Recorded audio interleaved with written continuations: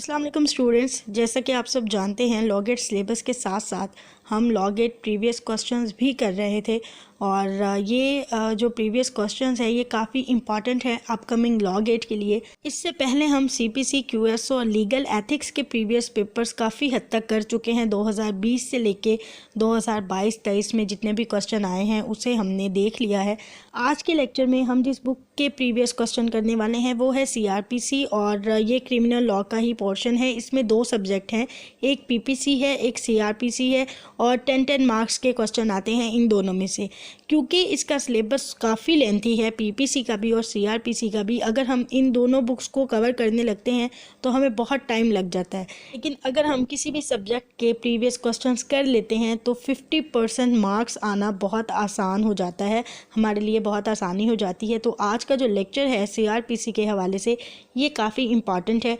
कम से कम भी 2 से 3 या 4-5 क्वेश्चन प्रीवियस में से आ जाते हैं, तो आपने इसको बहुत ध्यान से सुनना है और सिर्फ सुनना नहीं है, इसको याद भी रखना है ताकि जब आप सीआरपीसी के क्वेश्चन अटेम्प्ट करने लगें तो कम से कम भी 7-8 क्वेश्चन आपको आते हों। लेक्चर स्टार्ट करने से पहले मैं एक बात वाजे कर दूं, मुझे ये नहीं पता ये जो क्वेश्चन है ये कौन से साल में और कौन से लॉ गेट टेस्ट में आए थे, क्योंकि मेरे पास क्वेश्चन लिखे हुए हैं और मैंने सारे एक साथ लिखे हुए हैं, तो इसलिए मुझे नहीं पता कौन सा क्वेश्चन कब आया था। लेकिन ये लॉ गेट में आ चुके हैं और ये इम्पॉर्टेंट है, रिपीट हो सकते हैं, तो उस हिसाब से आपने इनको याद करना है।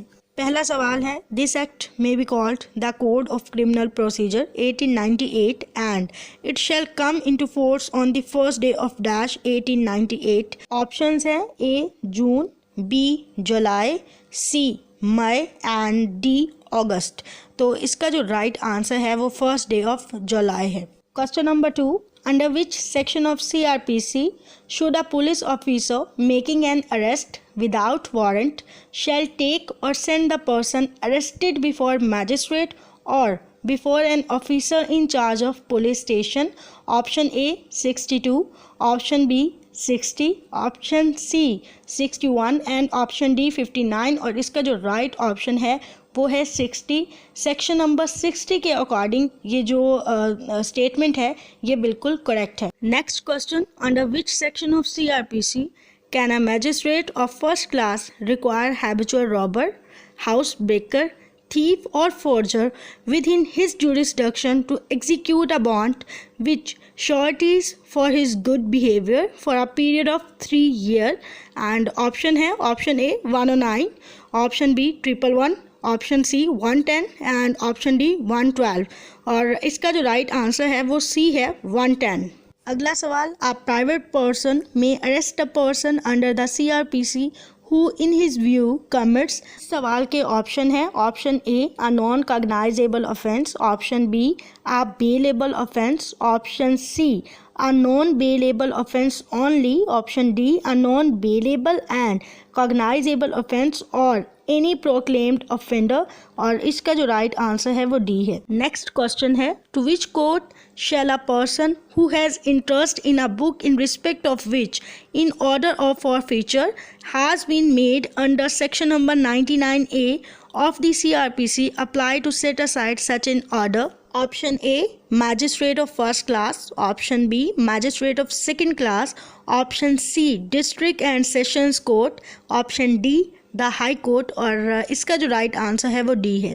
Under the CRPC dash includes all the proceedings under this code for the collection of evidence conducted by a police officer or by any person other than a magistrate who is authorized by a magistrate in his behalf।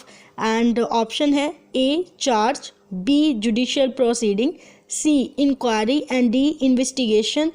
Under CRPC investigation includes, तो right answer D है। Next question, under which section 412 of CRPC no appeal can be made by an accused person if he pleads guilty and has been convicted by a high court on such plea except as to। और option है A against the question of law, B against the guilty plea, C against a question of fact and D legality of sentence, और इसका जो right answer है वो D है, legality of sentence. Under CRPC dash means the allegation made orally or in writing to a magistrate with a view to his taking action under this code that some person, whether known or unknown, has committed an offence, but it doesn't include the report of a police officer।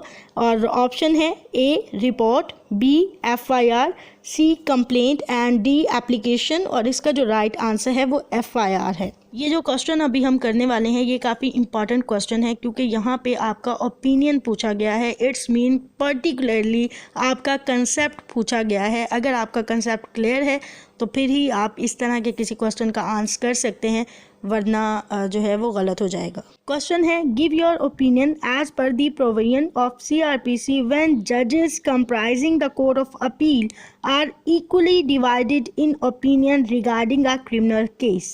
इस सवाल के options बताने से पहले आसान लफ्ज़ों में मैं आपको इसका मतलब समझा देती हूँ।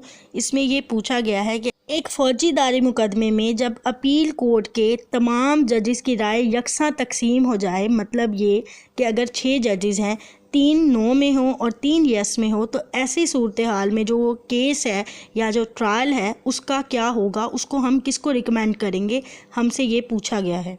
इस क्वेश्चन के ऑप्शन है, it shall be appealed to the higher court, option be the decision of the senior जज शैल prevail, option see the fresh trial should be held, and option D it shall be laid before N other जज of the same court. इस question का जो right answer है वो D है, वो जो मुकदमा है उसी सेम कोर्ट के किसी जज के सामने रख दिया जाएगा। अगला सवाल है, under criminal law the inquiry is conducted by, option है A police officer, B magistrate, C जजेस, डी एनी ऑफ अबव, और इसका जो राइट आंसर है वो मैजिस्ट्रेट है। नेक्स्ट लास्ट क्वेश्चन है इस लेक्चर का, और इसमें भी आपका लीगल ओपिनियन ही पूछा गया है, तो इसके लिए भी आपका कंसेप्ट क्लियर होना ज़रूरी है। Salman is continuously detain for a non bailable offence not punishable with death for 25 months. Give your legal opinion as per the CRPC whether Salman can be granted bail. Option A, no, if the trial is delayed by his own omission. Option B, no, if the trial is delayed by the prosecution.